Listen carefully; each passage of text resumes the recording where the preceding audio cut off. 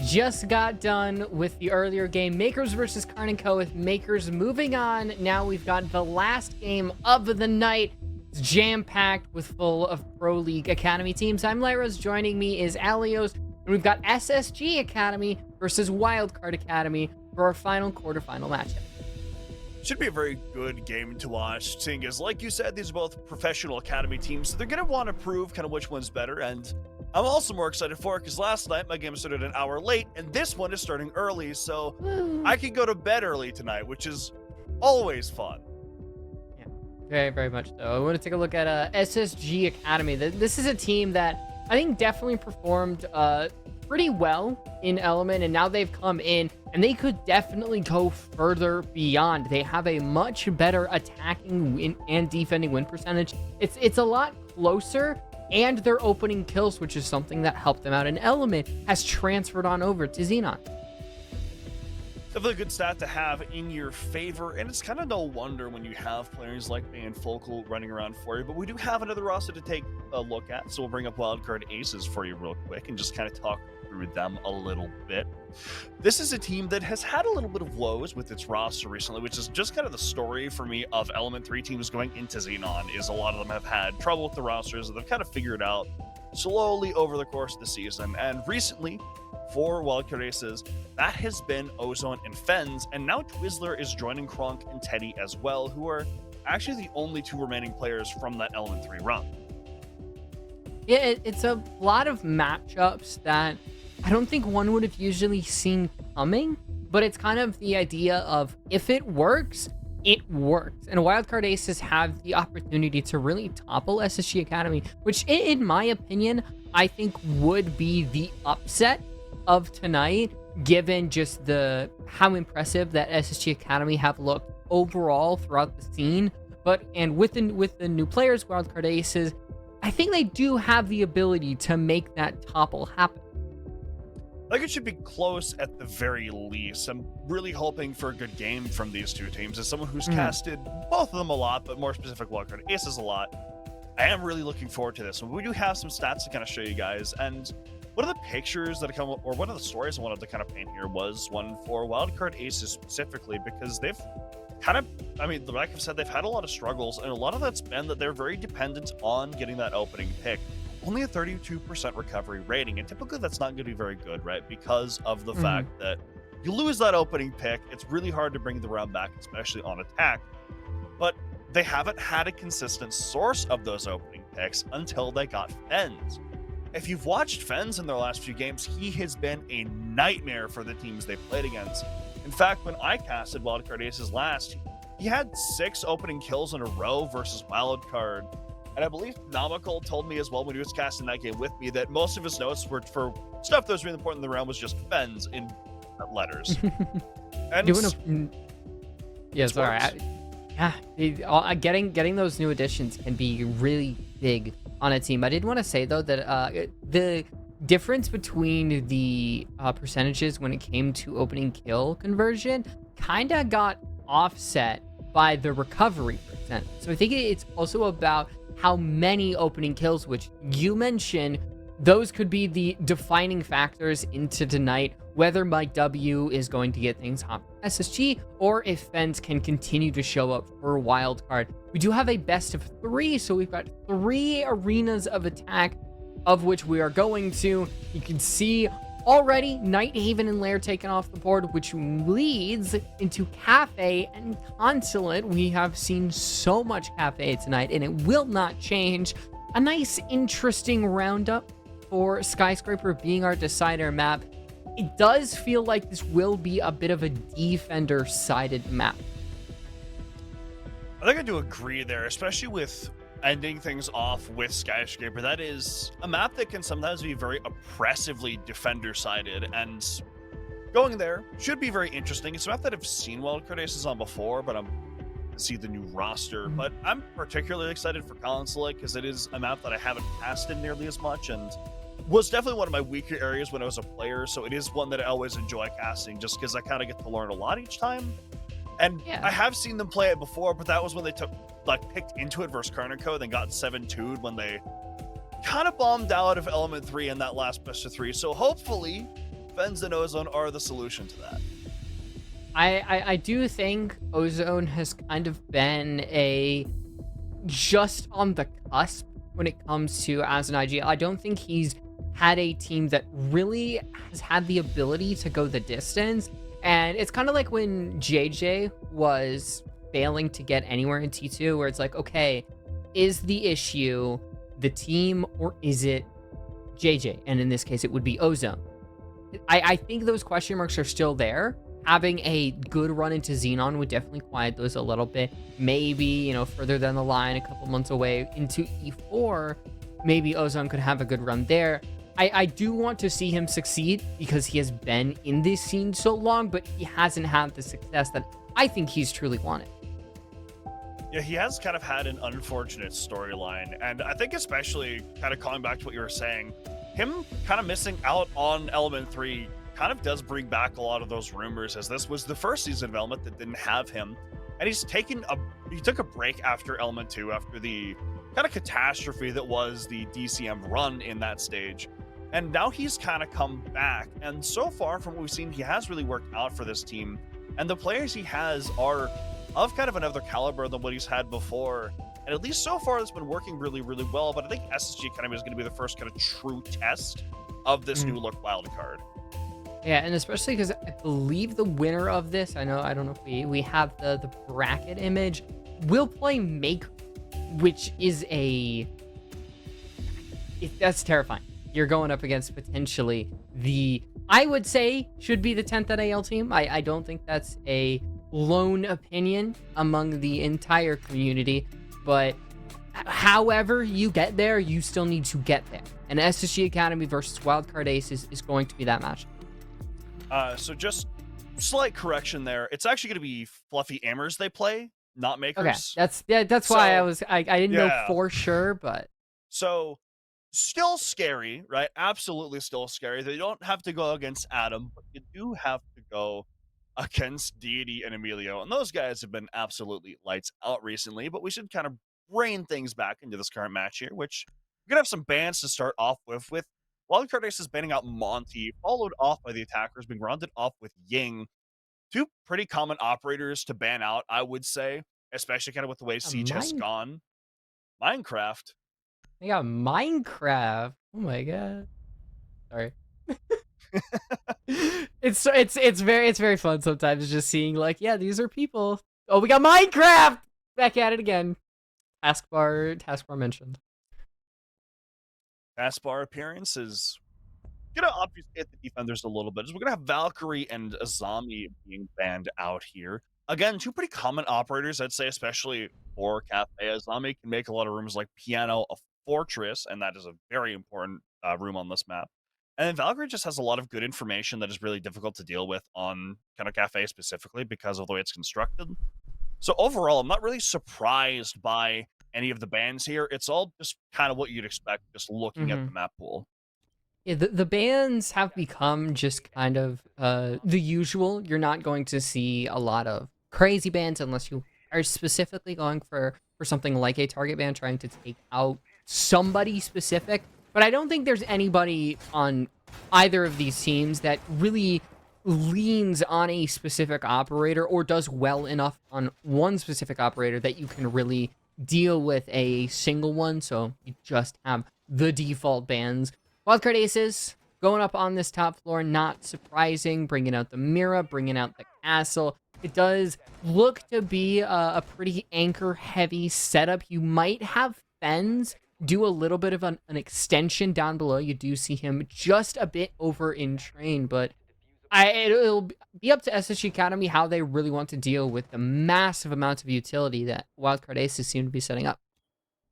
Yeah, a lot of the site is just kind of getting a foothold inside of areas like the car shop and a little bit inside of Piano as well, and just trying to deal with the layers of util the defense is going to throw at you. Speaking of throwing, Teddy's prepared to throw a Nitro Cell up through that red hat. It's not going to catch anyone as it is shot out by Phil. Very impressive from him. But they're going to have a little bit of trouble getting some information on that hatch just because of the Mozzie pests we saw. So we'll kind of see if that drone economy comes back to bite them in the end. Pretty typical setup so far. We're not going to do too much on Cafe. It's kind of replacing Oregon. I think, at least so far, with the amount of times that we have seen it, this might become a little bit of a mainstay for teams that don't really want to extend potentially over into Lair, Lab, something of the sort. But droning on into Bates, there is going to be that deployable shield sitting right behind it. That is a deadly angle that you really don't want to take head on to SSG Academy. They've got time. I think they just have to wait this out, use that Flores, slowly sneak their way in, and hopefully everything works. I think the Flores or even the Ash should be a pretty useful operator to get rid of that if they have the burn that they need, which they do with the combination of the Flores and Fauna with their flash grenades. Let's see if that's what they go for, though. Bucus is a pretty good, or Reapus, excuse me, is a pretty good player to have in this position, but he is going to be, or he's going to have to exfiltrate himself as he's going to be hit with that Flores. And now the take, starting to take shape for SSG Academy, but they haven't fully gotten rid of Reapus yet, as he's going to sort of tuck himself in before Fens gets the opener, which is immediately traded. I think it's a decent trade on both sides. There's not really going to be actually any smoke grenades, so you mainly just have Reapus trying to use that gun. Frank holding the angle onto Pallet, shutting down that hallway is going to be really, really important. But there's a lot of time on the clock for SSG Academy. They don't have to force this.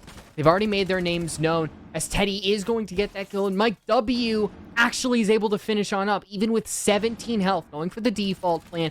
Does not have a lot to withstand any potential C4s or bullets. There is Ozone. He's going to find Focal, making it an advantage for Wildcard Aces. The UMP bullet is there, and now Ramp up top has to hop down, see if he can take out Fens. Has the HP advantage. Will reload and take out the player inside of Cigar Shop. A great 1v2 to get this entire match kicked off. I do like the plan overall there from SSG Academy, and I also like the way that Wildcard Aces tried to deal with it. This is often a site where people can kind of get bogged down trying to peel back the different layers of the site. And SSG Academy want to kind of circumvent that by getting enough control and then getting Mike W in to go for that plans over on that position that he was in by Shaiko, I believe it's called. And it is something that almost pans out quite well, but unfortunately Ozone just has the perfect angle, and Rampy is a little bit too lackadaisical on that cover, but gets the WWE drop down on Fens and is able to finish it off onto, forget who it was who was playing that Malus in that situation, but he plays it very well nonetheless, and that is going to prompt a site rotation here from Wildcard Aces. They don't want to show that site again, so they're going to show a little bit more of their hand and see if that ends up panning out a little bit better. It really wasn't, I don't think there was a main reasoning as to why SG Academy was able to take it. Obviously, you had the good individual performances, Rampy coming out with the big 3K, but the trade game really seemed to be there for SSG Academy. Even when we had that chaotic 15 seconds, it still was just constantly back and forth. They're able to find the foothold in good areas of which they can strike back. And this attacking lineup, the Glaz and Blitz, is going to be a pretty deadly duo. Fen's just going to be a little bit too slow trying to take out, I believe that was Mike W sprinting across the door. With time ticking down, SSG, they've got a lot of time to set up how they want the Blitz to get into the building and the Glaz to set up on a potentially nasty angle. And it seems to be the small bake window. Does look like that's kind of what they want to go for here. They can smoke themselves in, and Glaz can run in for the jump in and coverage, and Blitz can run right in, which is exactly what we're going to see. And V, they're getting in so quick. It is what you want with a Blitz. That's the exact play that you go for, and with the smokes being set up and Ozone potentially putting one of his own, it would be pretty deadly if there was a Glaz alive. Teddy takes that down, now goes for two, has regained with Ozone, and now it's just on to Teddy to get things done. It would have to be a 1v4. That's how many he would get at the end of the day. With time ticking down, he does not have the HP advantage, and there is a Blitz alive. It's going to bait out one play, and Blitz is going to go forward and just miss the Rima dash. You got one shot, and unfortunately, it was missed. SSG Academy, they're going to go 2 for 2 so far. Looks like a very premeditated rush there with the coverage that SSG Academy had brought to the table. Even though they did lose the Glaz, they were able to effortlessly just kind of adapt into holding it in a new way without him. And the way they were able to lock the defenders out of sight so completely just kind of shows to the coordination and the team play that they like to bring to the table. We were kind of highlighting their trade game earlier. They have one of the higher trade percentages in the league. In fact, I think I have it written down. Yeah, they have the third highest trade percentage in Xenon so far, and just that is kind of what we're seeing here. They know how to play off of each other, and they have that full-on trust in one another. So when they go for a play like that, it just kind of ends up working. Yeah, they've been one to rely on team play. I think especially as Element Season's gone on, and as we went into Xenon. They play it, I think, a bit more individualistic earlier on a couple months ago. It's fallen away a little bit. I think now that they've got Rampy, got a couple of changes as well, it's worked so far. And within these first 2 rounds, I mean, it just shows you Wildcard ACES could do absolutely nothing in that round except for the lone player of Teddy. And even then, SSG got 5 other players to rely on. They had enough, and the Blitz, of course, a very deadly operator who Focal is going to stick on. I mean, if it works. But it broke, don't fix it. Bill will be broke, however. Sven is going to gun him down. That's the Dokkaebi knocked off right off the bat, and that's really not the operator you want to lose with the way that I would imagine SSG are going to use the Blitz. As if you kind of throw out one of those calls and then throw the Blitz in, he has a much better idea of where people actually are, so he can run in without exposing himself too much. There is going to be a refrag, however, and then another one by Ozone, as the trades go back and forth, whittling us down to a 3 versus 3. And SSG Academy, I mean, you would think that that would be the situation of which Wildcard would be able to take an advantage with the man count, and no, the trades keep SSG Academy in the round at all times. They still have the Blitz, even at a meager 26 HP. It's gonna be more than enough just to push back these 3 remaining players. Nobody up on this 3rd floor. Flashes, both Blitz and Sledge's flashes, or excuse me, Hibana's flashes are going to be extended, but really all for naught. Remaining 3 players, lone on the site, waiting for a fight as Reapus takes just a bit more damage. There is so much time on the clock that it is a risk playing very, very heavy far into the opponents, but Teddy is able to find a reward among that, but it's not without a trade, Allie. Yeah, just these trades from SSG Academy have been really impressive so far, and Focal's going to trade his way into a man advantage here. Is Reapus going to look to get up on the top floor here and take the fight with Rampy, which he is able to win, bringing it down to a 1 versus 1, but that plant from Mike W. going to make it a lot easier. Did Reapus run out of ammo? It felt like he just stopped firing. He had an angle. I'm a little bit confused, but SSG Academy just takes that. It's another win coming out from the diffuser going down, the trade game, just keeping them in the game, and now they're up 3. The site rotation, which, you know, maybe would be a thing that you have to count on, just is completely non-existent because Wildcard Aces have been so unimpactful. Like, look, like, he must have run out of bullets. Right? I think it was that. I think he just kind of lost track of where he was, because that was kind of a weird angle at the end there, right? Because we have wall hacks, but he does not. It is true, yeah. And just kind of having been someone who's been on that vert roll before, sometimes the holes can be very awkward when you're peeking at them from like one side versus the other. And I kind of think that's what happened there. Almost. He might have run out of bullets as well. I don't know. I'm not in the server. I have no idea what's like actually happening on that front. But I would imagine he more so just lost track of kind of where he was. Just like SSG Academy just lost track of 4 of their drones in that prep phase. They've lost drones. They've won 3 rounds. They have. I don't think the drones don't even seem to be that big of a deal, because they maybe just drone in like an entry and then don't use it besides that one entry pushing in. And I mean, they haven't needed it. We talked about, like, if it works, why bother fixing it? And Wildcard Aces haven't really given them a reason to. I mean, the rounds have been close. Like, in 2 of them, it's ended up with a single player alive.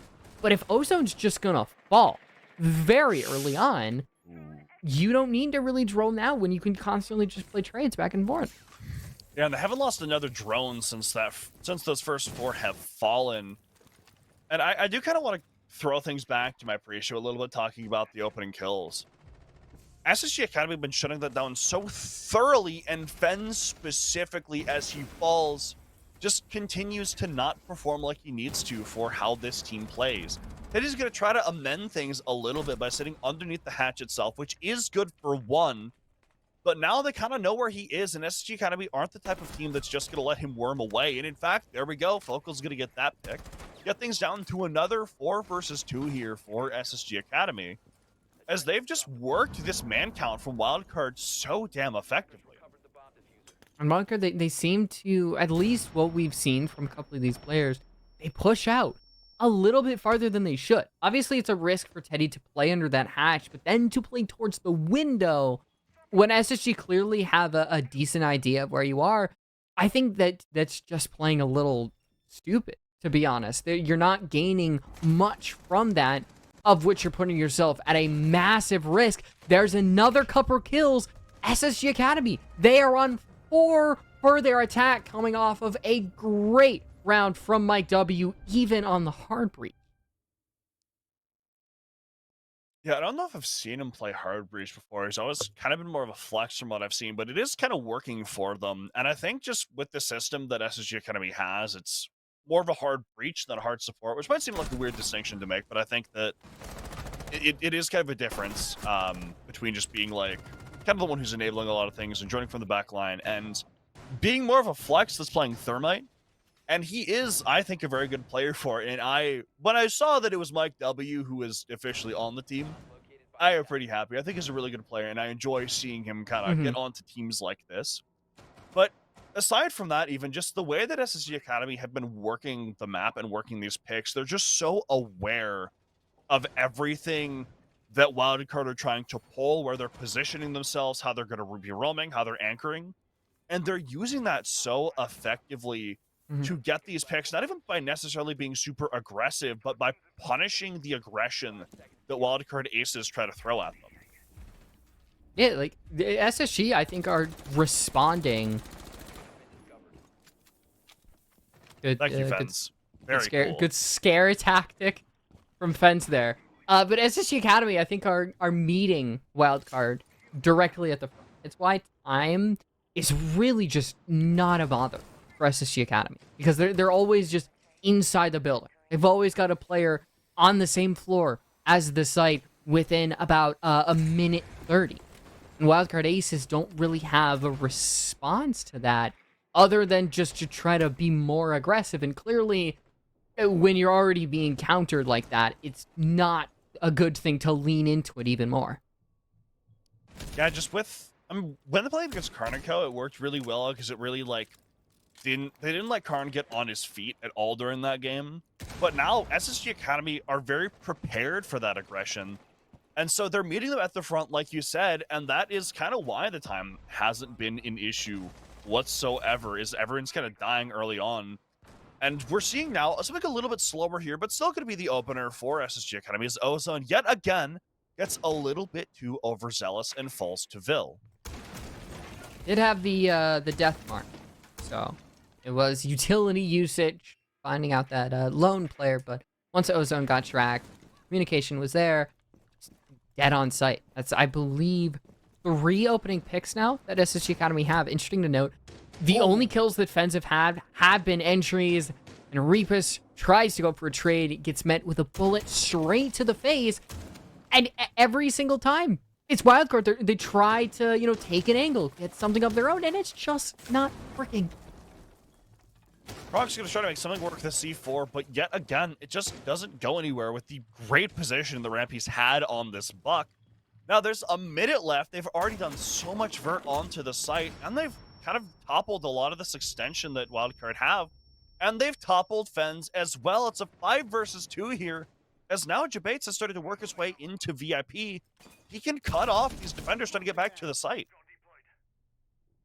I think that with the earlier rounds being as close as they are, that maybe we might have that with the entire map, but so far, These rounds seem to have swayed a bit more on SSG Academy's side. Kronk and Teddy Alive try to change their fate. Kronk gets closer to the player planting, gets one, drops the diffuser, but the trade is there, leaving Teddy alone in the 1v3. Bursts through a wall, his presence now clearly known to this attacking team. They respond in kind, drop him, and get 5 in a row, 1 round away from a perfect attacking split.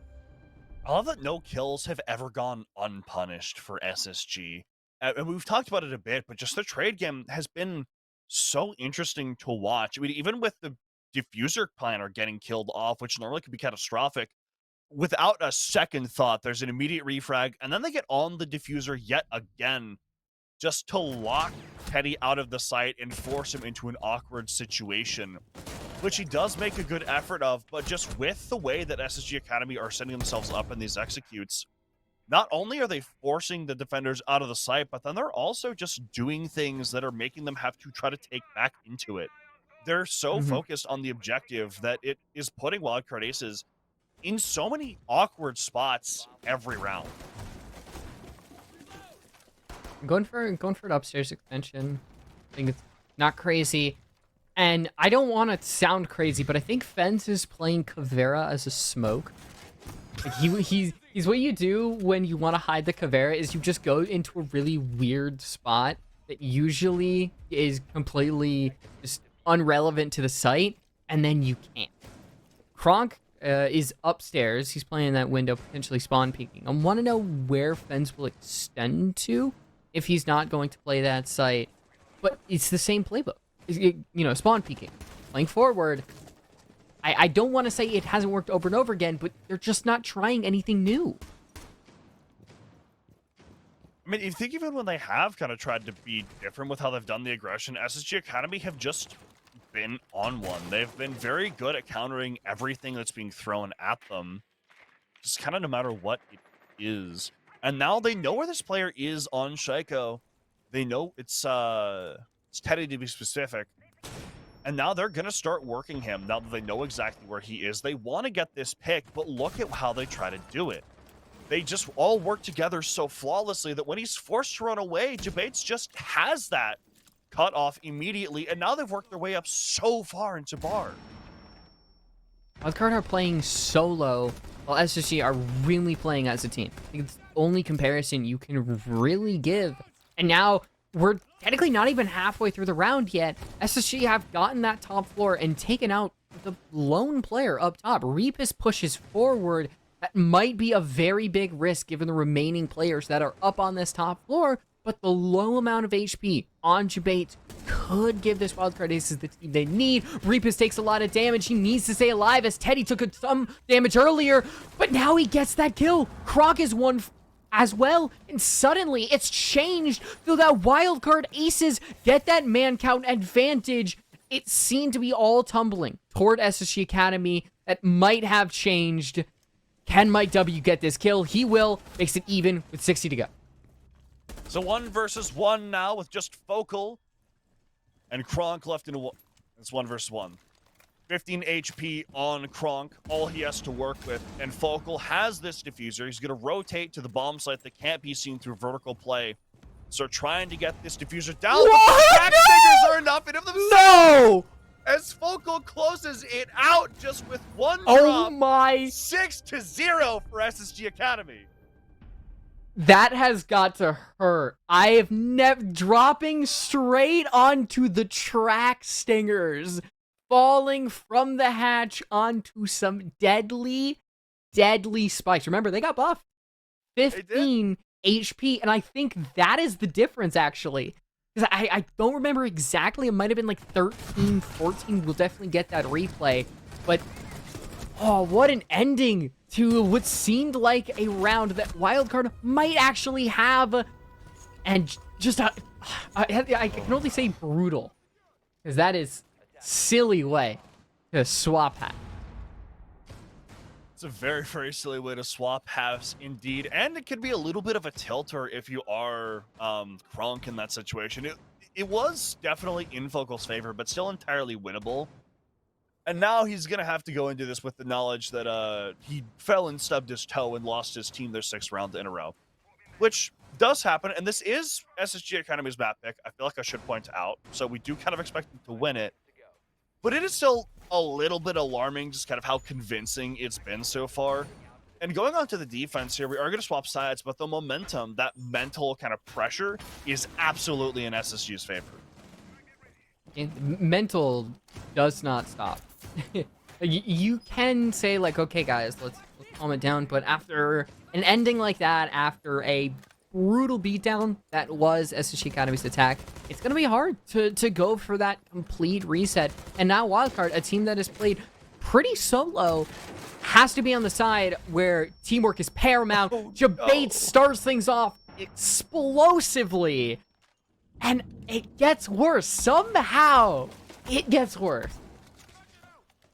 You have really great Nitro Toss there on to Reapus. So any of his utility, any of his burn that he brought just completely nullified. And yet again, right now, the opening picks overwhelmingly going in the favor of SSG Academy. 5-2 in that stat line.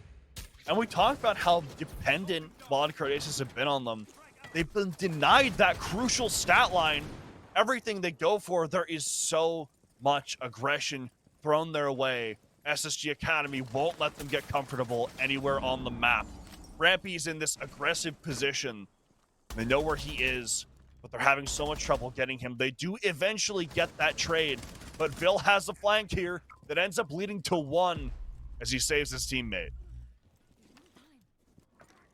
You gotta be careful about that revive, but there really isn't any players in the vicinity. Simply, the ADS change is really gonna kill you there. Teddy is way too late to even try to get a pinch. Leaves poor Fens all alone. Only 3 kills. We talked about how he was a playmaker for WILDCARD. He got those entries.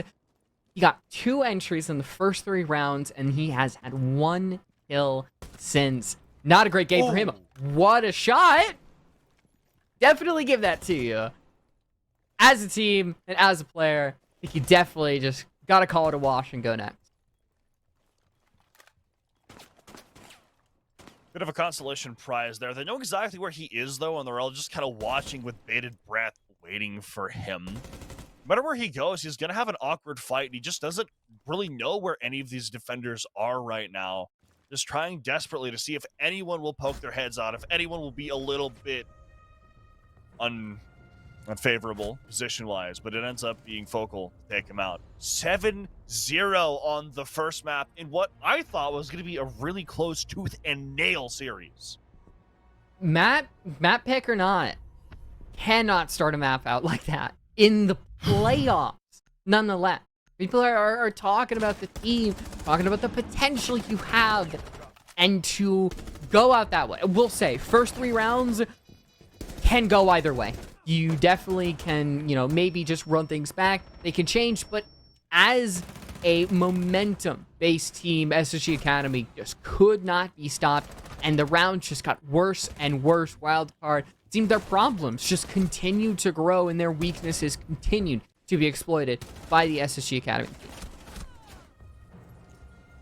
Certainly not the look they wanted for the start of playoffs here, especially since it kind of looked like things were starting to get a bit better for them. They were starting to figure things out, but SSG Academy just completely dismantled all of that effort, all of that time, all of that improvement.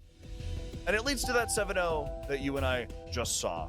And we are going to be going to Consulate next, which is the map pick that WILDCARD ACES wanted, so they should have an easier time on it. But having been in this exact position before as a player, it is so hard to get 7-0'd and then just come back. And if they can do that, props to them. But it isn't looking good, at least just from a pure mental standpoint. You got to use this time. It's hard because talk can only do so much. You have to perform and actually make changes in that game. We'll see if WILDCARD can do that. We're going to go to a quick break, and when we return, it's map 2.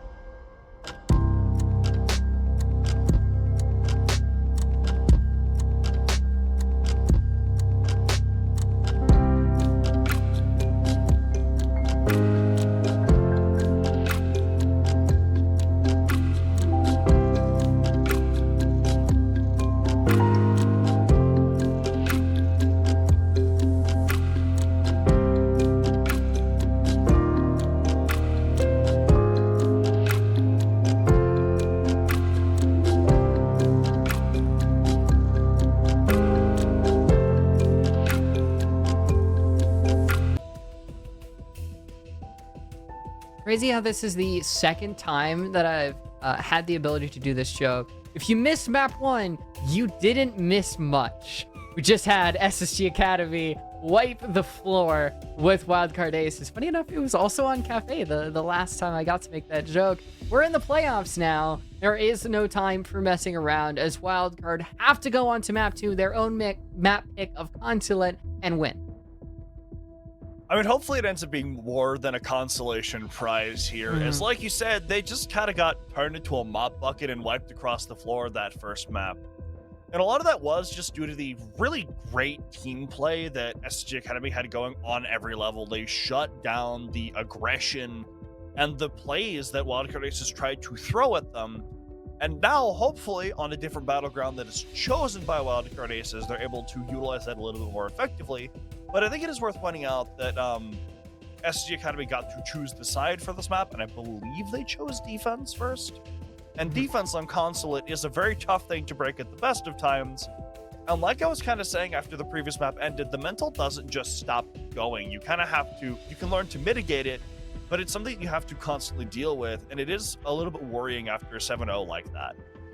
I think when it comes to playstyles as well, in between maps, you can transfer a bit of a playstyle from Cafe onto Consulate. It is a decently big map.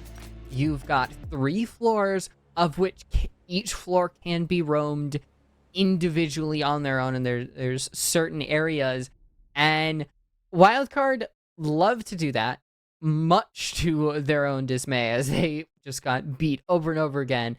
And that's going to allow SSG Academy to do that on their own, and also have their attacks in the building, and started very, very quickly, something that they were very good at on Cafe. And going on to Consulate, I think, once again, those first couple rounds, depending on who walks away with them, are going to be pretty pivotal. Wildcard have not won a single round so far, and if they can just get themselves in a little bit, maybe things change, as no more blitz. That's definitely a target ban.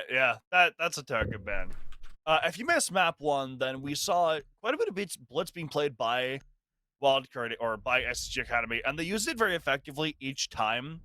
I think every time they used it, it was able to successfully dislodge a good portion of the defense that was directly on the site.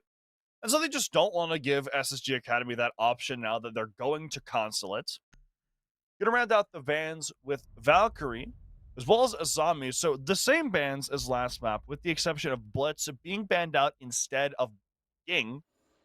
And again, kind of makes sense. These are pretty typical bans, Valkyrie especially, just on, like you said, a very multi-layered map. You don't want to have that C4 potential.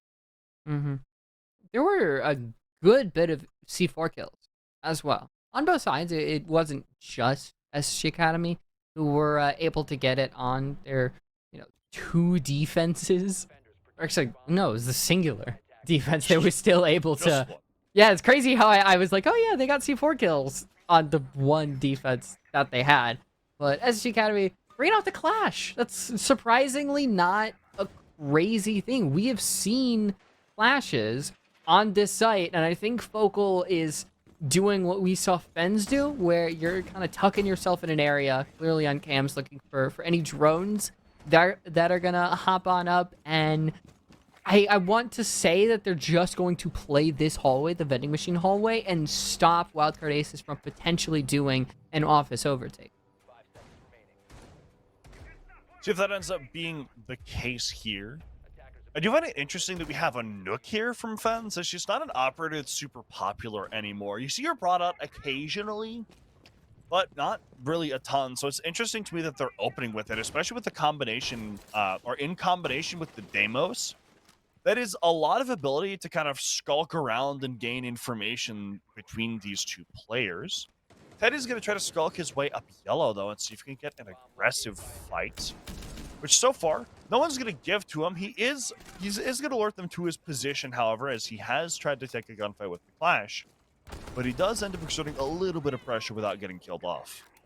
He also gets to communicate that there is a Clash if there wasn't communicated before, which is going to be pretty big. You're not going to run into a hallway expecting, for it to be potentially clear, or a gunfight to happen, only to be met with a shield and lightning being thrown at you. Default plant spot does seem to be droned out, clearly not clear, as Ozone has his sights set up. The C4 will go out, will not hit anything. There is Fens for that opening kill. Nook has not gotten her slight change, but it is enough to get that kill along with the Mike W, who falls. And Wildcard, what a change between map 1 and map 2. They might get a flawless to start things off. Focal trades a lot of HP for the kill, and clearly he does not have enough HP to go toe-to-toe with all 4 members of Wildcard. He will fall, and the Aces get their first round of the entire map. There's a much better knowledge this time from Wildcard Aces of how exactly to work the map into the kills they want. And obviously, right, operators like Nook benefit a lot from that. It was one I highlighted quite a bit, and it ends up being that opening pick. As now Fens has, what, 5 kills total in the series so far, and 3 of them are openers. Mm-hmm. You know, impressive that he's getting those openers, but still not a great stat line. But nonetheless, they have started themselves off on the perfect foot going into this first map. And now they're finally on the board. It only took 8 rounds, but they have taken one for themselves. I think this is a good spot to actually get that 1 round, though. You talked about how momentum will still be there, mentality will still be there. That washes it away. Like, we are definitely at a even siding, or I guess technically not even, because Wildcard have won their singular round, and now they get to continue to attack. In SSG Academy, they're swapping down in the basement, forgoing any sort of clash or shields in general, and mainly going on to a pulse play, along with a lot of stalling potential with the Tubarão and the Mute. It'll be interesting to see how this next one plays out. You're gonna have a thermite being brought, which means there's gonna be some sort of pressure being placed onto that main wall. Fens also wants to get aggressive here, but SSG are the ones who aggress first, as they get picks of their own, one of which Teddy does manage to trade out. But with your thermite being one of your opening deaths, it's not a good situation to be in. Teddy just kind of watches the carnage happen. We'll get the kill. So it's a 3v3, and it seemed like a really good opening for SSG Academy. Has kind of fallen onto even years. We now have Wildcard Aces who have 2 minutes to go for a potential vertical play. Screw that. Now they've got the advantage. Clearly things are just going right for them, and it's all up to Mike W, who, holding inside of this piano, has the potential to change things up. Absolutely magnificent. Some aggression coming out from Vil onto the circle stairs. So far, no one's going to directly peek him, and he loses the gunfight when they do, and leaves Mike W all alone in a 1 versus 3. There's over 1 minute and 30 seconds left for Wildcard Aces to work this site as well. The advantage is overwhelmingly in their favor if they can work things properly. Adrenal Surge goes out. One Hive goes into the area that Mike W is in. DMR shots are going to drop Reapus, so that's going to give information on over to Fens, who isn't on the best of HP. 1 DMR shot should put him in the ground, and he has no Adrenal Surges to put himself back up. Risotto canister goes out as Fens continues to try to hit the flank of this attacking team. A 1v2 really would throw them off guard. I don't think they have any idea where he is. The shot's going to go out. That is going to alert them of Mike W's position. And with the diffuser going down, suddenly the tide has turned onto the Tubarão. The red pings clear as day. The head is seen on the side of Fens, but he just cannot look 2 ways. And Teddy gets that final kill. And now Wildcard seem to be going on a potential streak of their own. Yeah, 2 rounds in a row off of a round that really should have been an SSG round. They're not only on the defense, but on a very defender-sided map, but they also had a 5 versus 3 that round, which they pretty quickly threw into a 3v3 and then a 2v3, which Wildcard Aces were able to work very, very effectively.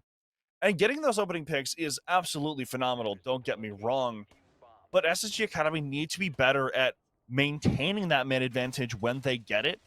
And even outside of maintaining it, just not throwing their lives away like they did. Mhm.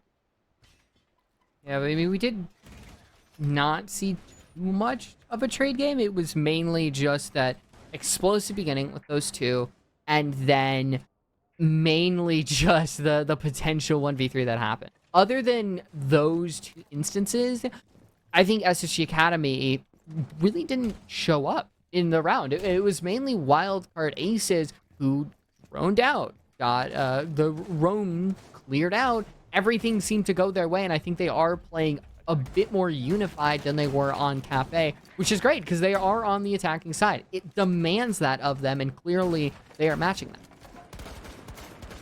It's working well so far. We'll see how they've managed to utilize this glass that Fens has brought, along with that fuse that Teddy has brought. There's no castle on the board here, so they can't exactly get on the windows. I'm kind of unsure what he wants to do with it here, but it'll be interesting to see nonetheless. I'm more interested to see, though, if they're going to kind of go for, like, a default plant with that glass than kind of, like, do Overwatch from the window. There's the warden. So it's risky. Certainly going to be the case here. They're going to start kind of poking and prodding at various areas of the map, just kind of seeing what space SSG Academy are willing to forfeit early on in the round here. Teddy's going to be off on a far lurk below this site, as he could potentially come up for a backstab later, which could definitely catch Wildcard Aces off guard. I forgot to mention that Teddy's running the shield on fuse. It's pretty pivotal because it kind of takes a very threatening gun out of somebody's hands and gives them a more defensive capability. And remember, it was Wildcard that banned the bullet. So this is really their only option if they want to have somebody who can push without the fear of potential retaliation. And with Wildcard pushing all the way up into vending machine hallway, relying on Fens to do a lot of the clearing. Kronk, though, with that fully automatic commando that strikes first, takes out Rampy and the Warden, which has the ability to see through smoke. But as Mike strikes, gets two, the glass is gone. Can we get three? It will not happen. And now Wildcard Aces potentially sit at an even man count. You could say that with the combined HP that Jabates and Focal have. Gonna see a down come out onto Focal from Reapis. He's gonna look to confirm here. Even 2 versus 2 now. 45 seconds left. The Mute's in a precarious position with how low his HP is. He has to be so careful with these gunfights. But they managed to down one. All of the Reapis now in the 1 versus 2, creeping around Projector, and he doesn't win the fight. Jabates is better. And that's SSG Academy finally getting themselves on the board in map 2. We are definitely in for a bit more of a tight map. We're not going to go from 7-0 to another 7-0. And with SSG Academy really finding their footing, going back down to the basement does feel like that's your only option, because Piano isn't just is not a good enough site on this map. I don't know if it's teams haven't found a way to defend it, or with how good that second floor is, how big that and the first floor is, it's just not a reliable place to actually hold. So it means that this site is going to have to be pretty important for SSG Academy, because if they lose it again, they're out of options.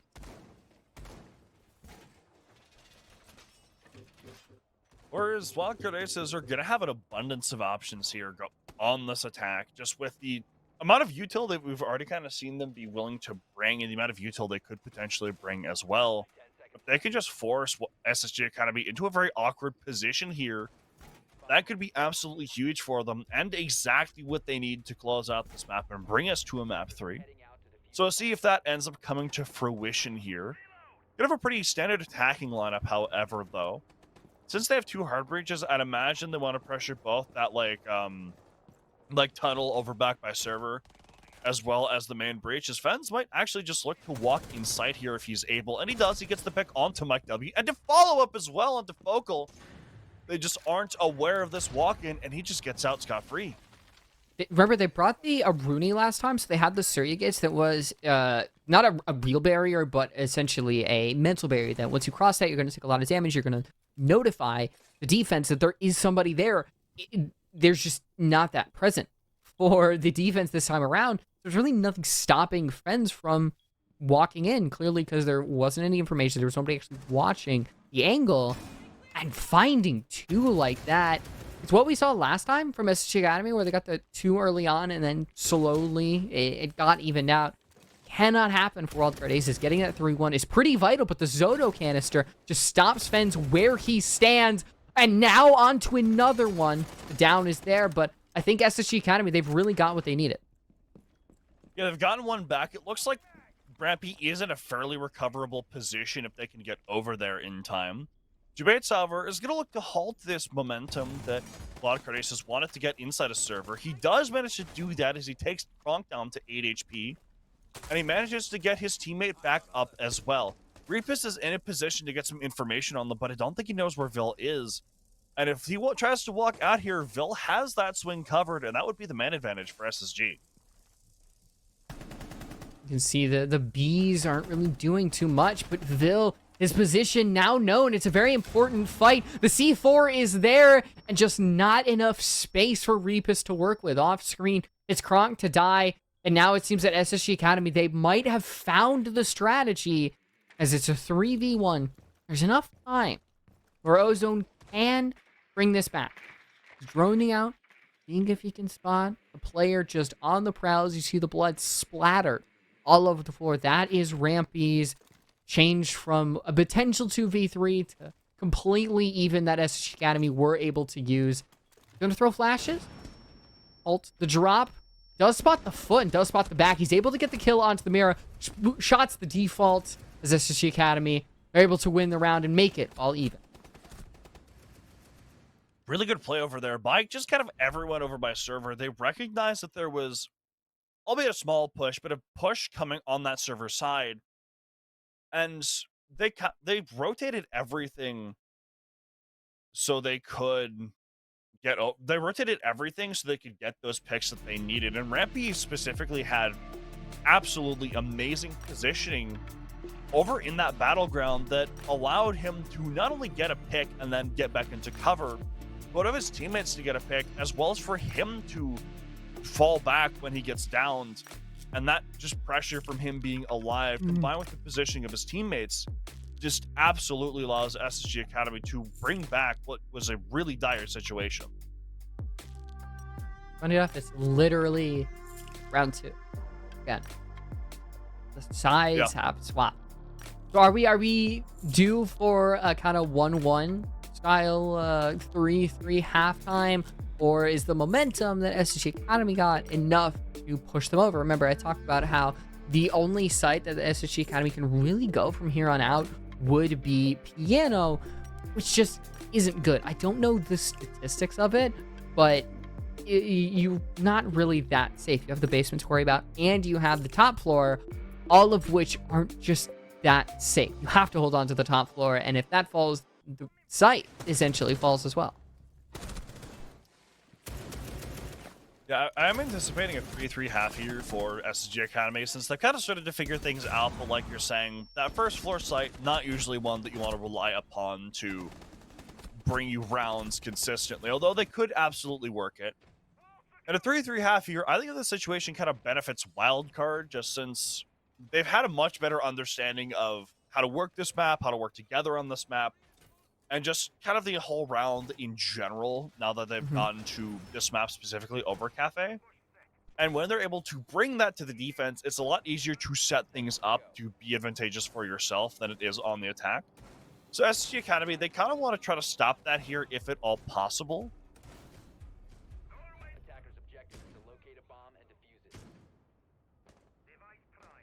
You can see they're running the vertical destruction with the Ram. As well as the Amaru, which I would think would be to get up to that top floor very, very quickly. It's what you might see from a consulate. Benz is just going to repeat the exact same thing. Jabez just meets him and puts him down. I know he's got to feel good about that. Read like the Very Hungry Cattle. The easiest book to read, what seems like. Good reference there. I appreciate that. Brings me back a little bit to my days as a very small child living off in Germany. Yeah. Who Actually, you- might have been California instead of Germany then. Anyways, good pick from SSG Academy, and the perfect person to get it on as well. Fence has been an entry monster so far this map specifically, and just not having that pressure to work with is going to benefit them a lot, especially since we've kind of harped on about the fact that this site is one that is both kind of necessary for them to win, but also just really disadvantageous for them. And that pick from Vil as well, and the second, that's going to make things so much easier for SSG. Close enough. Welcome back, Map 1 Wildcard. What are we doing? Oh my W! No! I mean, Team Cool aside, we've regressed. I don't know how Wildcard went from a team that, at least early on, it seemed like they were playing a lot more unified to, all right, we're just walking in alone. That is terrifying. Teddy has an extreme world of hurt waiting around this corner, and he has absolutely no idea. I don't think he walks away from any of this, but all of Wildcard got to use that time just to recuperate, because that was a bad round, and there's no other way to say it. Yeah, the only pick for Wildcard was a team kill from SSG Academy onto Focal. Which just, I mean, it's more of a consolation prize than anything. And now we're going to see SSG Academy go back to that top floor, which they won the previous time they attempted it. And this is kind of where they have the opportunity to get themselves that 4-2, which I think they kind of need. Because even though we have seen a little bit of regression from Wildcard back to their previous form from the first map, I still do think there is going to be something that they can pull out on the defense that SSG Academy might have a little bit of trouble with. And if they can kind of lock things out here and get that round advantage, they have more of a buffer than they would otherwise. You see your base running the Soulless, which in this site you're usually gonna have the Soulless potentially go underneath, and when teams go to plant the default, that's when Soulless is just gonna bring up that Specchio scanner, see where it is, and not use her impacts that she really should have, but shoot through the floor and communicate that to the rest of the team. Otherwise, Soulless, I do feel like she is becoming a little irrelevant. I know the changes that are on the TTS are kind of debatable, whether or not it is good for her, whether or not it is just a nerf to what already seems like a character that has been way too nerfed. But I think so far, Jabate should be able to get decent usage out of this, especially given how important she can be when it comes to plant up. It also allows him to see where Fens is coming from if he has his gadget up, which would be very, very important here since he got the opening pick previously. He's going to know where Fens is coming from and that he's been droned, but he's going to take the angle a little bit awkwardly and allow Fens to get that pick. He's going to make his position known here by throwing a frag grenade up to the top floor, as now he's just going to kind of sit here and try to get a pick, which he does successfully do onto Mike W. And we see yet again, Wildcard ACES worked the map perfectly into their favor. Okay, is it Wildcard ACES or is it Fens?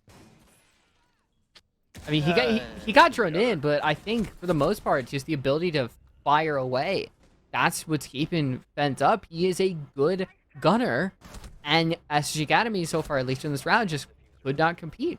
It's Vil in a 1v5.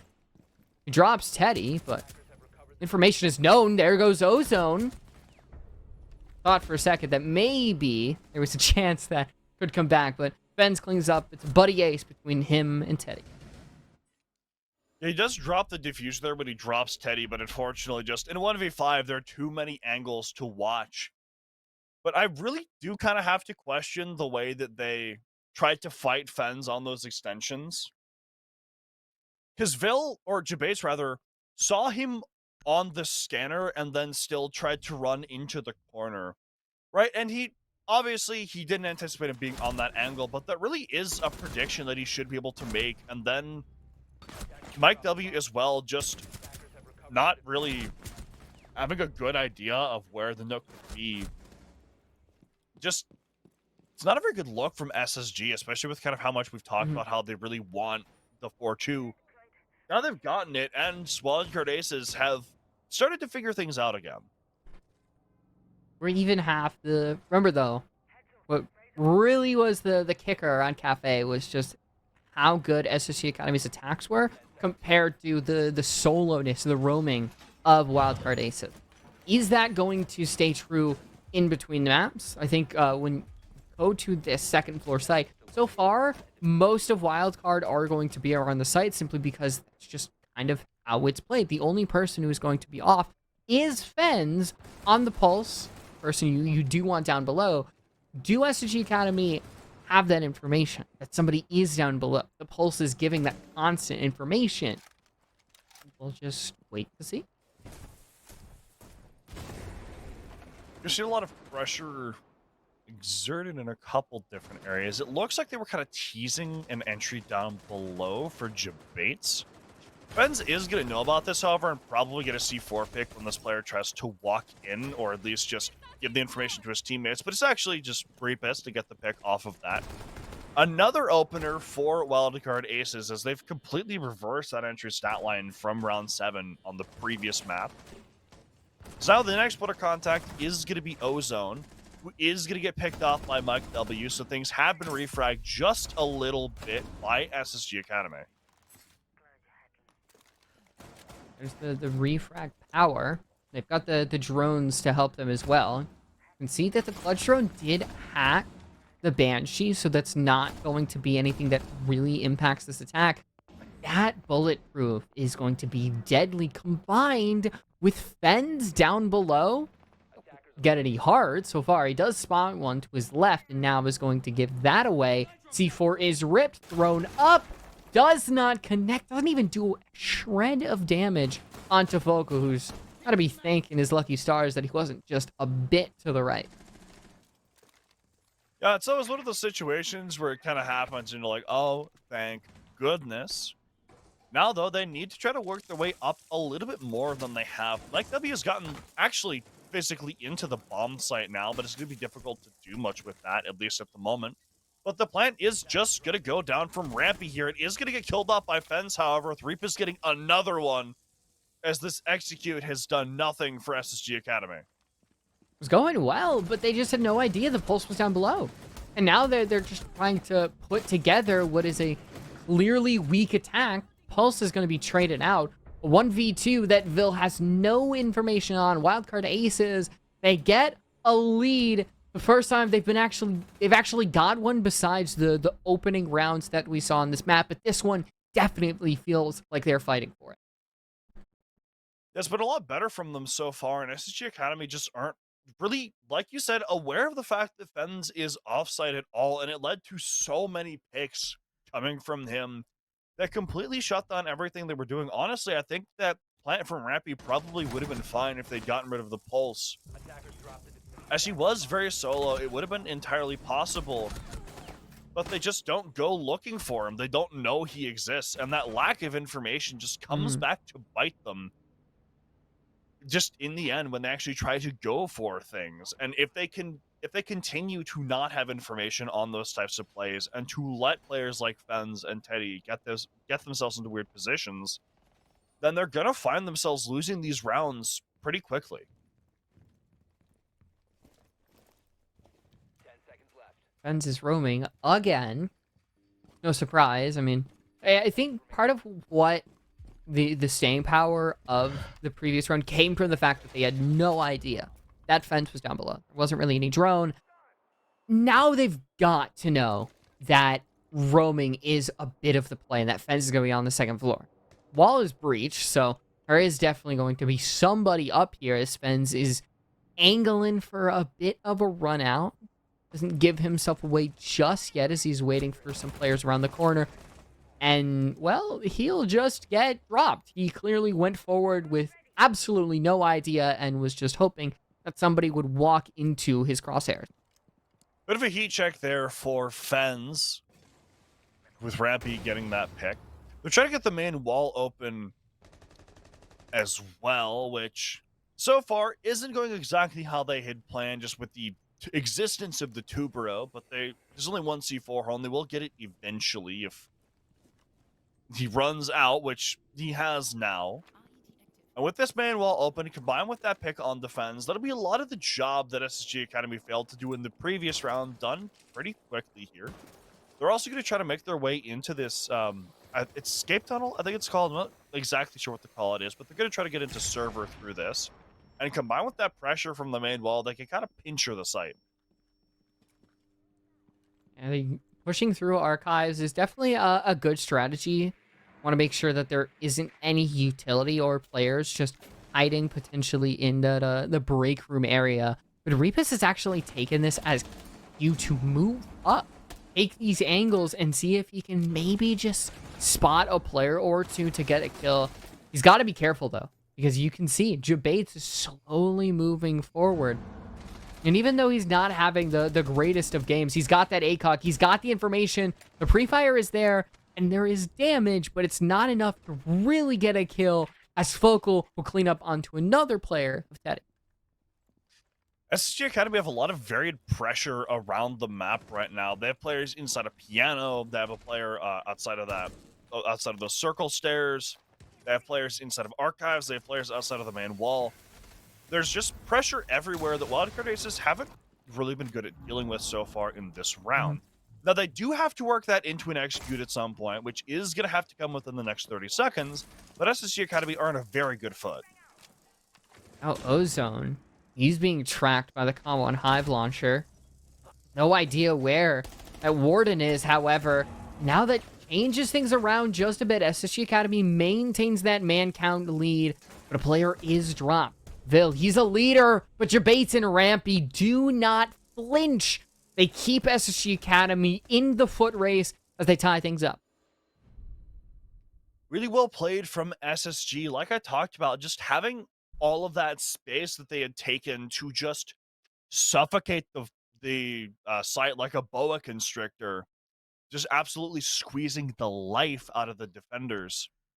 And it is, I think, largely just because of the replay we've seen right now, just with that pressure alleviated of having Fens just running around, that gave them a lot of room to work things without worrying about Fens just walking up and shooting you in the back.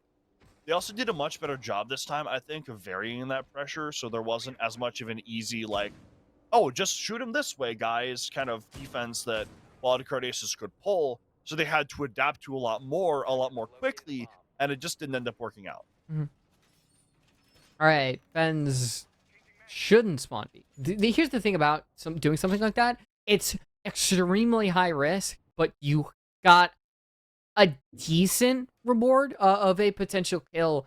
But if you die, you mentioned it, you alleviate so much pressure that would be on the top floor. Just does not dispel Fens. He's got the boss G. He's got the ACOG. He's going forward again. There is a player who does spawn at the location, but won't even go near the line of sight of that window. So Fens is actually going to have to roam and will not be rewarded a free kill by spawn peeking. Teddy is dropped at another... No, it's not even a window spawn peek. Jabates is Amaru. He's zipped in. He's got a drone. And now Fens has to be careful because there is a player just around the corner. Just barely misses the timing on catching him on the drone. I'd imagine they have an idea where he is, though. They do now as he misses both of his shots. He is going to peel back immediately and try to meet back up with Repus. But SSG have already taken this top floor completely for themselves. Now they just have to start working it. They know where this Oryx is. The shotgun of Jabates is going to go after him. They're not going to catch him quite yet, though they might if he tries to reaggress this. But already, SSG Academy have made such good time just trying to get into the actual map and get the map control they want. It's difficult for Jabates to actually take this fight because you are essentially walking into the Lion's Den with only a machine pistol. Kronk has the 44 mag, which I do like the zoom and I like the power of it, but it definitely kicks like a mule. And if Jabates takes that, Kronk might have him dead to rights. But the wall will get open. That opens up another angle of which WILDCARD ACES will have to be careful of, which might make this push just a little bit better if Jabates wants to go in with, let's say, Focal as well. They also have that vertical play, which means they can kind of limit the ways that WILDCARD ACES can rotate around to actually help to stop that walk-in. And with him just holding with that shotgun as well, if someone tries to get aggressive, it could be punished. A couple other players are punished on different sides of the map, however, but SSG Academy still trade their way into an an advantageous man count here. As there are only 50 seconds left, as Rampy finds yet another. 15 HP. It's not going to be a kill. Will this C4 take down Mike W? It just deals a lot of damage, and now pushing forward, it's going to be Focal to take out Kronk. And SSG Academy, they have taken what seemed to be a wild card back and forth with them leading. They've taken it and run forward, and I have to say, it's got to be those entries. They've done a much better job. I mean, so something I've kind of seen a lot, right, is when side switch, you'll see one team kind of feel the other out a lot. And I think that's kind of what we saw from SSG Academy. They've seen the way that WILDCARD Aces want to take these defenses and kind of what their play is. And now they've been adapting to it. They know that people like Fens and like Teddy are going to roam a lot. They're going to be in weird positions. And they're going to try to throw you off kilter. And so now they're working specifically to shut down that roam. And they're varying the way they do it as well. The first time they attacked that basement, it was a much more horizontal take with people coming in from the main wall as well as from that server side. But this time, it was a much more vertical take. They took control of the top floor, then they took control of the first floor, then they used that vertical play to get the wall open, and then they worked that into a site execute. And that just varied play style that SSG Academy had been employing off of that read they got into WILDCARD's play style is why we're in this round advantage for SSG Academy. I also think it's why SSG Academy might just take the series. I think the adaptation that they have shown so far has really put them above. I mean, right now they are in the lead, and with another one, that is the third entry to happen within the first 30 seconds. It was Fens twice, and it was Teddy before. That's killer. You can't have that happen 3 times in a row because SSG Academy have won both times it's previously happened. And not only are they shutting down Fens, who was a monster for WILDCARD, but he was also playing Wamai that round, so that's just a ton of utility that he just isn't going to have access to anymore. Jabates is going to walk very far up these yellow stairs as well. And they don't know he's here at all. He could potentially work this into a pick. He is going to be seen on a camera. He's going to go for a little bit of a different angle as a result, but he's exerting so much pressure just by existing in this location, and he's going to get a pick off of it as well. He's practically onto the site. They might be able to get a plant here on this window. With Jabates being in the specific position, WILDCARD Aces can't really extend forward. I mean, the Super Shorty is just going to drop Focal, and even if with Reapus getting one of his own, I was going to say Jabates still holds the power position, but Reapus takes him out as well, makes it a 2v2.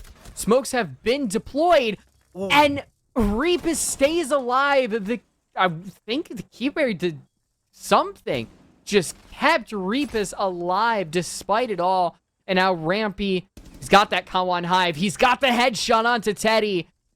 And one player keeps SSG Academy away from map point. There's more than enough time for Rampy to potentially drone out this player, but the Mew Jammers just keep that drone from fully pushing forward how it wants.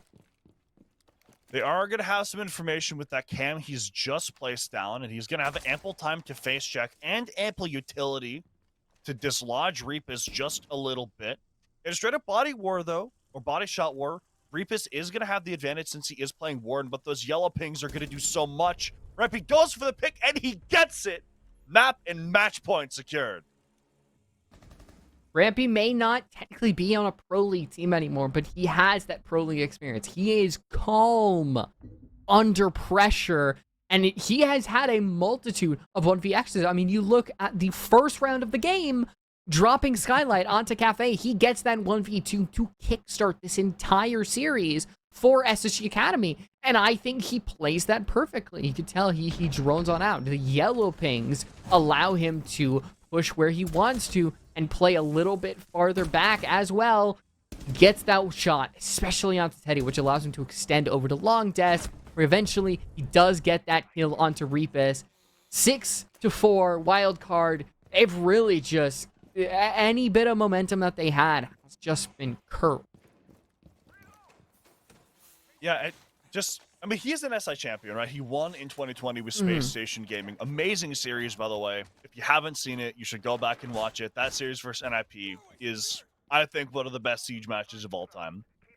But he just remains so calm in those clutch situations, and you can tell that he's operating with a plan. He's trying to figure out where the other players are and what angles he can take, and trying to just isolate these fights as much as he can.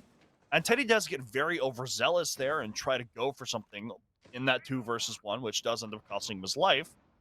But even still, Rampy still plays it very well. We'll have to see if Benz plays this position well, however. Sitting inside of the front desk. So far, he's not really going to take any damage or come into contact with anyone, but he's still trying to extend into the outer areas of the map, which has been punished quite a bit so far. So we'll have to see if SSG Academy can continue shutting him down. There isn't going to be a crazy early opening pick, which benefits Wildcard. I mean, 3 times in a row. You saw how that went before. Crunk is going to be dropped. There may not be a blitz. There is still a shield in the hands of Focal, and even the fuse shield got buffed. And that is brutal. Just imagining you take out the blitz, you're like, oh, guys, we don't have to worry about the shields anymore. Surprise, here's a fat Russian man with hockey pucks ready to take you down. Yeah, I kind of saw that. It's like, you know, goodbye Blitz, hello Fuse Shield, and goodbye to Ozone as well. 2 and 10 so far, not having a very good map. As we continue to see SSG Academy, they've been very good at working this map control and these picks so far. Now, they haven't gotten rid of Fens yet, and he has been a thorn in their side, and it looks like he wants to walk up yellow and get this pick onto Jabates if he can, which would be a very good pick for them to get, especially with the positioning that Jabates has. Looks like he's more concerned about the shield, however, but Jabates is going to read into him, take him down. 5 versus 2 now for SSG Academy, as Jabates just takes this control of the site. He knows they have complete control. If they can just stop the vert, Bucas is going to get a pick of his own, Teddy as well. So it's slightly more even now than it was before, but the site control is still going to be valuable for SSG if they can work it into something. Reapus' HP is not going to do him any favors, as it is Teddy who actually gets that kill as the goo mine stops Mike W from pushing forward. Rampy gives himself away with those shots. Just Reapus, 45 HP and all, trying to keep Wildcard Aces in Xenon Gaming Series. W's halfway done, putting down the diffuser, and he just runs straight into the bullets of Rampy. It's SSG Academy. They beat Wildcard Aces 2-0, and we'll move on to play Fluffy Aimer. I think that was actually the exact same angle that Rampy won around by killing Reapus on in the previous round, so it's a little bit funny, but still just very good positioning from him there. And again, just that, the way that SSG Academy works the map is honestly just something to behold. They did lose that first attack fairly convincingly, but like I said before, I think that's more just kind of a feel around for how well Aces wanted to defend. And once they had a good idea of what that looked like, they were so good at shutting it down and trading things out and just getting onto the site and exerting that pressure onto Wildcard Aces. You think they definitely deserved it after that killer first map. Really, you sucked all of the air out of the room for Wildcard Aces. Instead, they have to have a stellar second map, which it seems like they do, and then just falls flat as soon as Wildcard go on to that defense. And I think it is just SSG Academy had a much better attack. Their trade game was what we saw on Cafe. That is a very funny interaction. As we see the final score of this entire series and see our champions for today who move on to the semifinal. This is also just fun fact what JJ predicted when we casted him before in the interview. He said he wanted to play SSG Academy because they would kind of be like the real tough opponents this side of the bracket, which they do demonstrate as they do beat Wildcard 14-4 in round count, just with that 7-0 they got on the first map. Unfortunately, Skyscraper's not going to be needed, but this is, I think, the first time that a best of 3 has ended like on schedule that I've cast. So, that's a little bit fun. We are going to be getting an interview ready as well, so you're going to have to listen to us yap for a little bit, just kind of while we get that set up. I do have definitely some questions about like the changes that SSG Academy had. And this was a very unique series with how it started off and some of the play styles of Wildcard Aces. It'd be definitely good to talk to whoever we get to. But I think Fluffy Aimers versus SSG Academy, it's hard to predict.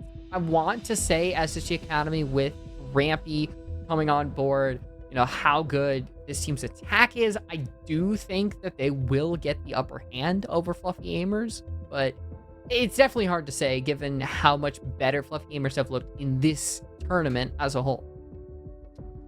Yeah, it has been interesting. I also hope that one goes to 3 maps because we've had all the quarterfinals games so far where we've gone to the semifinals, and only one game has gone to more than 2 maps, that being the Unks versus Mormon Battalion, which Mormon Battalion did win. Everything else has been a 2-0 when you kind of expect the matchups to be a lot closer, right? Like, I expected Fluffy Aimers to be very close personally, which it just wasn't. But now as we're kind of starting to get a little bit far in, I would imagine we're going to see things get closer and closer as time goes on. Yeah, so now we've got the coach of SSG Academy. We've got Rockstar, and like I said, I kind of want to get a crack into everything because we don't usually get to talk to many of the coaches, and I think having a coach on the side of SSG Academy, having as good of an attack as they do, you definitely have to have something behind the scenes really amping you up. Yeah, just kind of speaking as someone who's been on both sides of the coin with coaching, a good coach can often they'll be the ones that kind of have like the level head that's like outside of the game. They're not having to worry about the nitty-gritty details in the moment. They can kind of focus on the big picture, kind of what's happening and why. And that is a lot of valuable insight to kind of take onto those attacks. Like if there are any minute discrepancies in trading or how you're taking map control, or if there's like a specific thing your opponents are doing that's catching you off guard consistently, just having kind of a sixth voice to just come in every so often and say like, hey, I've seen this, this, and this. We could correct them by doing that, that, and that. It's always something that is very interesting to see. And like you said, we don't really get to talk to the coaches a ton, so we don't get to see that insight kind of play out in real time. So it is really cool that we're going to see Rockstar come on in a little bit. Yeah, because I'm trying to think, at least in T2, what coaches are there? I mean, I don't know. Like, it's not very, public as well. You don't have, Wildcard Aces really announcing their coach. I think Fluffy Aimers just picked somebody up. I'm trying to remember. Archer. Yeah, they just picked somebody up. And we'll see if the impact of that is there when they go up against SSG Academy. And still definitely have some questions about that. But so far, it's really just this one-sided series. Can't say much more than that besides the 3 rounds that we saw wildcard fight and a 3-3, but everything else was just SSG through and through. Definitely was the case. I do kind of want to talk about the other game we saw though, because I don't think you and I really got to see it, but Karnako versus Makers, I kind of expected a lot from, especially since Karnako's could have been on the up and up, and it was, I believe, 2 7-3s in a row. Yes. Just a little bit surprising. We're going to show the bracket a little bit, so we kind of have a little bit to yap about here. So like we were saying, 2 semifinal games before we can confirm who's in the finals. SSG Academy versus Fluffy Aimers, as well as Makers versus Mormon Battalion. V, what are you thinking when you see these? My go-to is Makers versus SSG Academy. I mentioned how I think that SSG had the edge, and I don't know if anybody can really hold a candle to Makers. Honestly, Mormon Battalion going up to 3 maps against the Unks is great for them, but I mean, I said it in the pre-show, it's Makers. They beat Wildcard very handily in just 2 maps, and they've got that BO3 experience. They've got a great all-around team.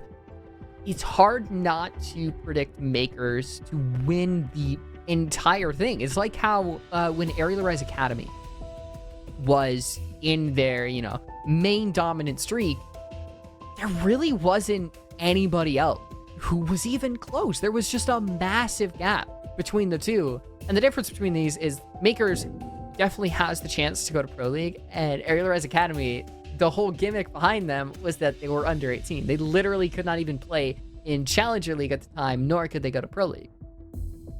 I think the interesting thing about Makers, for me at least, is that a few teams have lost players to Pro League. Like we saw SSG Academy lose Bay to WILDCARD, but they've lost players to Pro League. Kobe has gone somewhere indeterminate, and Woo's left for Luminosity. And I kind of thought they were going to fall off quite a bit. It's something we've seen all time and time again with a team doing really well in T2, then their players kind of being picked apart for Pro League, and then the team falling off. But they've kind of survived pretty unscathed so far. They got Adam and Tristan in, who have been two very phenomenal players for them so far. Adam specifically has really surprised me going on to Makers, stepping into that kind of like entry fragger role that we haven't seen him play in a very long time, but he's been absolutely killing it. I mean, with Adam coming off of Sonic, it definitely felt like when you watched him, he was in a bit of an awkward state.